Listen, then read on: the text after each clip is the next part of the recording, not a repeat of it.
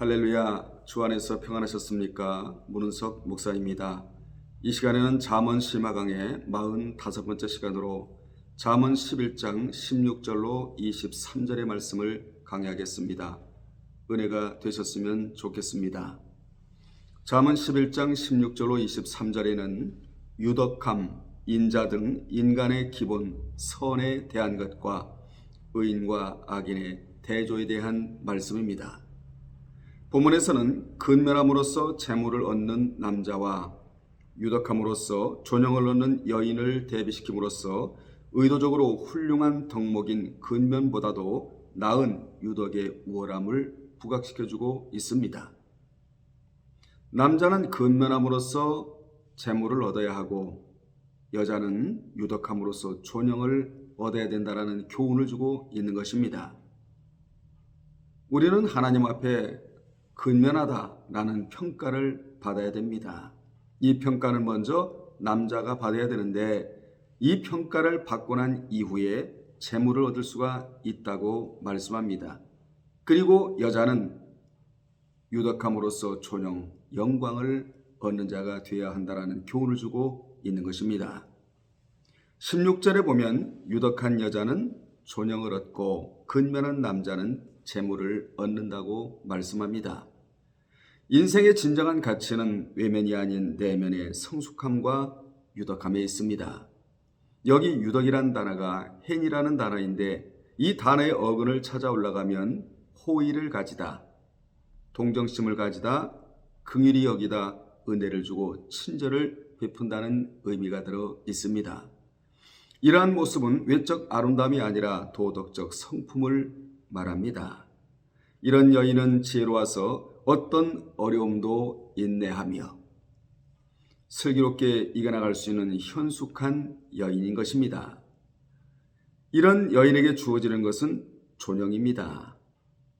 존영이란 단어가 카보드라는 단어인데 구약에서 영적 무게를 다는 단어입니다. 즉 믿음의 근수를 다는 단어가 바로 카보드이고 신약에는 악시오스라고 말하는 합당히 여김, 이 단어가 영적 무게의 믿음의 근수를 달아보는 저울 용어이기도 한 것입니다.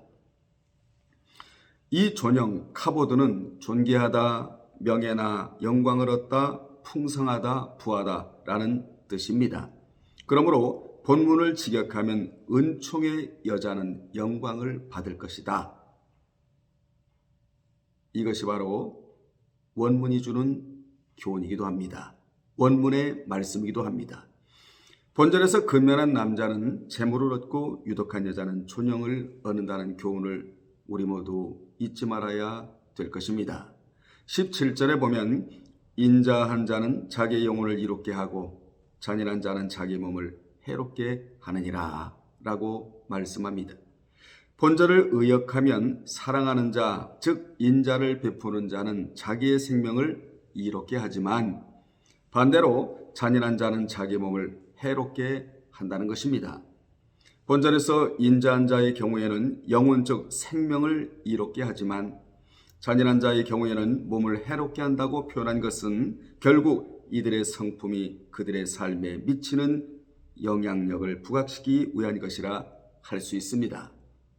다시 말해 인자한 자의 경우 생명의 유익이 있을 것이라는 표현은 곧 다른 사람들에게 선을 행하는 사람은 결국 그의 생명의 유익이 됨으로써 결과적으로 영육을 포함한 모든 삶의 영역에 유익이 있음을 암시하는 표현입니다. 그에 반해 잔인한 자의 경우 몸을 해롭게 함으로 인해 결국 그의 생명에 이르기까지 모든 삶이 피폐해질 수밖에 없음을 더욱 강조하여 암시하는 표현인 것입니다. 본절에서 이롭고 해롭게 하느니라는 모두 분사형으로 ing형으로 분사는 중단 없이 계속됨을 나타내는데 여기서는 이롭게 되는 것이 어느 날 갑자기 닥치는 것이 아니라 자신이 느끼고 있는지의 여부와 관련 없이 항상 계속되고 있음을 나타내주고 있습니다.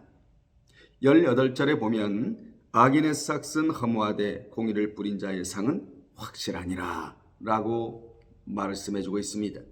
본절은 악인과 의인의 삶을 대조하고 있는데 의인과 악인의 삶을 노동에 대한 대가와 씨앗을 심고 열매를 거두는 수확에 비유해서 설명하고 있는 것입니다. 악인이 거두는 것은 허무의 삶이라는 것입니다. 이같이 악인의 싹은 허무하다고 말합니다. 그러나 의를 뿌린 자의 상이 확실하다고 말씀해주고 있습니다. 솔로몬은 씨를 뿌리고 수확하는 농사의 원리를 들어 의인에게 주어지는 상의 확실함을 생생하게 묘사하고 있는 것입니다. 여기 상은 어떤 일에 대한 대가를 말합니다. 그렇습니다. 의인에게 주어지는 상은 뿌린 대로 거두게 하시는 하나님의 진실하심처럼 결코 소멸되지 않고 확고하게 분명하게 주어진다는 사실입니다. 하나님 앞에서는 절대로 공짜가 없습니다. 하나님은 심은 대로 거두게 하십니다. 행한 대로 갚아주시겠다고 분명히 약속해 주셨기 때문에 우리가 최선을 다하여 게으르지 말고 열심을 품고 주를 섬기할 이유가 여기에 있는 것입니다. 19절에 보면 공의를 굳게 지키는 자는 생명에 이르고 악을 따르는 자는 사망에 이른다고 말씀해주고 있습니다.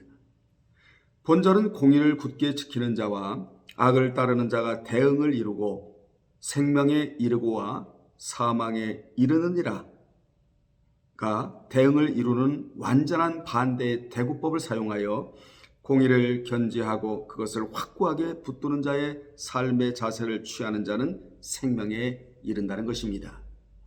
이 말은 육체적인 수명을 누리는 것만 아니라 강하고 활력 있는 생명을 말해주고 있습니다. 생명이 해야 할 바를 감당하고 가치 있고 의로운 일을 감당하며 하나님의 선하신 뜻을 행함으로 궁극적으로 영원한 생명에 이른다는 의미입니다. 얼마나 좋은 말씀입니까? 이같이 공의를 굳게 지키는 자는 삶에 넘치도록 충족한 것들이 넘쳐나게 됩니다. 그러나 악을 따르는 자는 이미 죽을 운명에 처해지는 것입니다. 왜 그렇습니까? 죄악에 집착하여 살아가기 때문입니다. 우리는 명예에 집착해서 살아서도 안 되고 돈에 집착하여 살아서도 안 되고 세상에 집착하여 살아서도 안 되고 하나님의 나라와 하나님의 생명의 말씀에 집착하여 살아가야 될 것입니다. 사람이 떡으로만 살 것이 아니요 하나님의 입에서 나오는 생명의 말씀으로 사느니라 라고 주님이 말씀해 주셨기 때문입니다. 죄악에 집착하여 살아가는 자들은 쇠약하고 비참한 생활을 살 수밖에 없음을 본절에서 정확하게 교훈해주고 있습니다. 20절에 보면 마음이 굽은 자는 여호와께 미움을 받아도 행위가 온전한 자는 그의 기뻐하심을 받느니라. 우리 믿는 자는 하나님 앞에 기쁨을 드려야 합니다. 여호와를 기뻐하라. 그리하면 저가 내 마음의 소원을 이루어 주시느니라. 하나님의 마음을 흡족하게 하나님의 마음을 기쁘시게 해드리면 우리의 소원이 자동적으로 이루어질 수밖에 없는 것입니다. 본절 전체를 직역하면 여호와의 미움, 마음이 굽은 자들 그리고 그의 기쁨, 행위가 온전한 자들이 됩니다. 본절의 특징은 동사가 나오지 않고 명사 문장인데 이는 본절의 내용이 이미 과거에도 그리하였고 현재도 그러하며 미래에도 그러할 것이라는 불변의 진리라는 것입니다. 그리고 반의적 대구법으로 되어 있는 본절에는 인간이 내적인 상태, 즉 마음과 외적인 모습, 즉 행위가 대조적으로 기술되고 있습니다. 이는 자신의 내면 세계가 어떻게 움직여지고 있는가를 분명히 파악하며 자신의 행위가 어떠한지 돌아보라는 교훈을 주기 위해서입니다. 본절을 두 부분으로 나누면 첫째, 마음이 굽은 악인이 여호와의 미움을 받는다는 것입니다. 여기 마음이 굽은 자, 아쾌시라는 단어로 이 마음이 굽은 자는 여러 가지 의미가 있는데 첫째, 마음이 어그러진 자, 두 번째로는 성질이 거칠고 사나운 자, 그리고 세 번째로는 성질이 비꼬인 자, 즉 마음이 비꼬인 자, 즉 비틀어지고 그릇되고 왜곡된 자라는 의미입니다.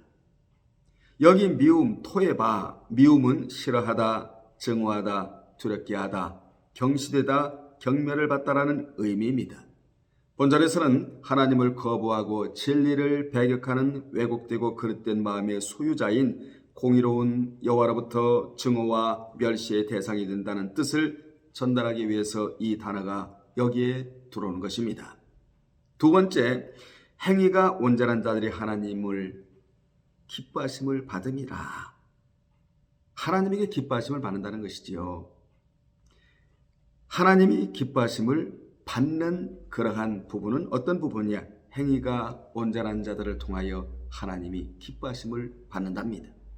여기 행위, 대략 그 행위는 원래 사람이 다니는 길이란 의미나 본절에서는 삶의 태도, 행동의 양식이란 의미로 쓰였습니다. 이처럼 삶의 태도와 행동의 양식이 온전한 자에게 주어지는 것은 하나님의 기뻐하심입니다. 하나님의 기뻐하심은 곧 은총입니다. 여러분은 우리 하나님을 기쁘시게 해드림으로 말미암아 하나님께로부터 은총을 많이 받아 누리는 분들이 되시기를 주님의 이름으로 축원합니다. 이처럼 인간의 생사 화복을 주관하시는 절대자 하나님의 기쁨이 되며 그의 은총을 입는다는 것은 곧 그 삶 자체가 가치 있고 복된 삶이 되며 보람된 삶이 되는 것입니다. 21절에 악인은 피차 손을 잡을지라도 벌을 면하지 못할 것이나 의인의 자손은 구원을 얻으리라 라고 말씀해주고 있습니다. 본절에서는 악인은 파멸할 것이나 의인의 자손은 구원을 받을 것임을 선언하고 있습니다. 본절에서 솔로몬은 피차 손을 잡는 악인의 결탁이 헛될 뿐만 아니라 그들에게 오히려 비극을 초래하는 것임을 벌을 면치 못할 것이라는 표현으로 분명히 밝혀주고 있습니다. 악인들을 무죄하다고 인정받거나 형벌에서 자유롭게 되는 일들이 결단코 일어나지 않을 것임을 나타내주고 있습니다. 그리고 이처럼 악인의 결탁이 나쁜 결과를 거둔다는 것은 곧 악이 개입된 아합은 하나님으로부터 진노를 받아 결국 벌을 면하지 못하게 됨을 교훈합니다. 본절에서 악인에게 주어지는 벌이 무엇인지 구체적으로 밝히지는 않지만 하반절에서 의인의 자손의 구원이 제시되어 있는 것과 관련시킬 때 악인의 자손의 멸망을 염두에 두고 있는 것으로 볼 수 있습니다. 실로 악인의 자손들은 악한 조상의 영향을 강하게 받아 그들도 악하게 됨으로써 멸망하게 되는 일이 비일비재합니다. 보고 자란 것이 그것이기 때문에 그렇습니다. 사람은 보고 느낀 것을 행하게 되고 본 것을 말하게 되고 그리고 보고 자란 것을 그대로 답습하게 되어 있는 것입니다. 그래서 우리는 좋은 말, 좋은 모습, 좋은 자세를 보여줘야 합니다. 이것이 바로 살아있는 전도지다. 그렇게 표현해도 무방할 것입니다. 한편 악인과 대조적으로 의인의 자손은 구원입니다. 이것은 의인인 조상의 공로로 그 후손들이 자동적으로 구원받는다는 의미가 아니라 조상의 의로운 삶의 영향력으로 인하여 그 후손들도 의롭게 사는 경우가 많으며 결국 그 후손들 역시 구원받게 되는 일이 많다는 것을 의미합니다. 이 일이 전능하신 하나님의 주권 아래 이루어질 것임을 암시해주고 있는 것입니다. 우리는 좋은 신앙의 모습을 후손들에게 보여주어야 합니다. 이것이 최고의 유산인 줄로 믿습니다. 22절에 아름다운 여인이 삼가지 아니하는 것은 마치 돼지 코의 금고리 같으니라 라고 말씀해주고 있습니다. 본절을 직역하면 돼지 코의 금고리, 아름다운 여인, 그리고 삼가지 아니함이 됩니다. 즉 원문으로 볼 때 본절은 동사가 없는 명사 문장으로 되어 있는 것을 알 수 있습니다. 이는 이 일이 확정적인 진리임을 나타내기 위한 표현입니다. 본절에서는 외적으로는 아름다우나 내적으로는 분별력을 잃은 사람의 코를 금고리로 장식한 돼지에 비유하고 있는 것입니다. 여기 삼가지 아니하는은 원래 음식을 맛볼 때 맛의 분별력을 잃어버린 사람들을 뜻하나 본절에서는 영성과 도덕성을 잃어버린 여인의 내적 인격 상태를 가리키고 있습니다. 우리는 절대로 영성을 잃어버려서는 안 되고, 그리고 도덕성을 잃어버려서도 안 됩니다. 신앙적으로나 도덕적으로나 인격적으로 이 3면이 우리 마음을 작동시켜 줘야 될 줄로 믿습니다.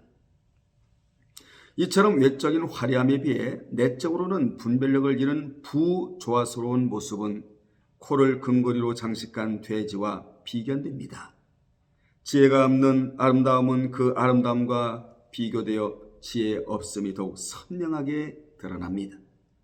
돼지는 특히 이스라엘에서는 부정한 동물의 대명사로 인식됐다는 점에서 본문은 외모와 인격의 부조화를 보여주고 있는 여인이 부정한 돼지처럼 경멸받을 수밖에 없음을 말하고 있는 것입니다.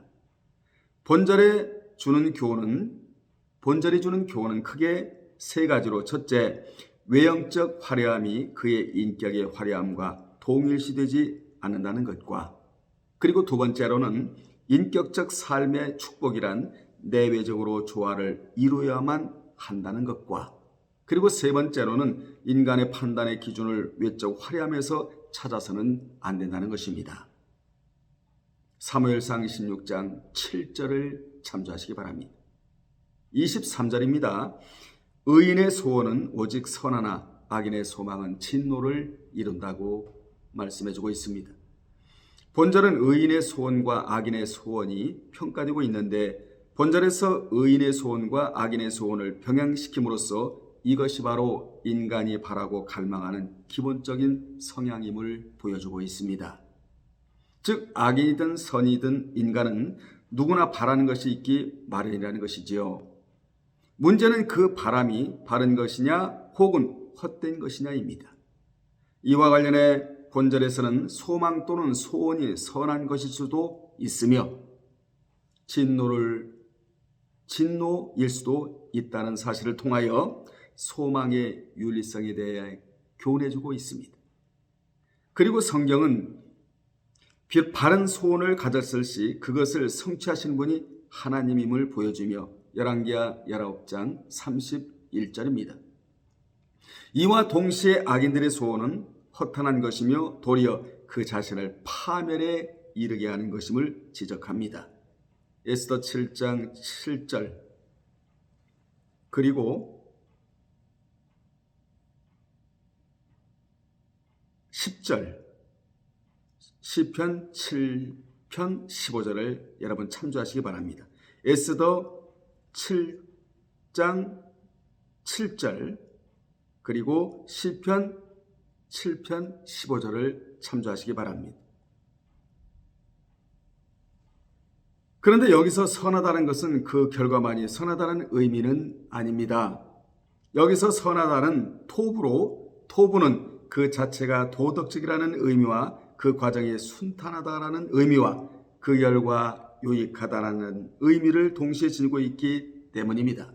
따라서 이 모든 의미의 최종적 결과는 유익이라는 것입니다.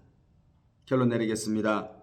본문에서는 인생의 진정한 가치는 외면이 아닌 내면의 성숙함과 유덕에 있습니다. 경솔히 죄를 범하는 자는 그 대가로 사망이라는 엄중한 대가를 치러야 합니다. 인생의 성패는 힘이나 능에 있지 않고 의를 지키는 삶에 있습니다.